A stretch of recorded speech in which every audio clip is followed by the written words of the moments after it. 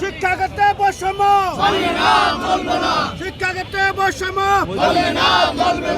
১,০০০ টাকা বাড়ি ভাড়া, ১,০০০ টাকা বাড়ি ভাড়া, ৫০০ টাকা চিকিৎসা ভাতা, ৫০০ টাকা চিকিৎসা ভাতা দিতে হবে।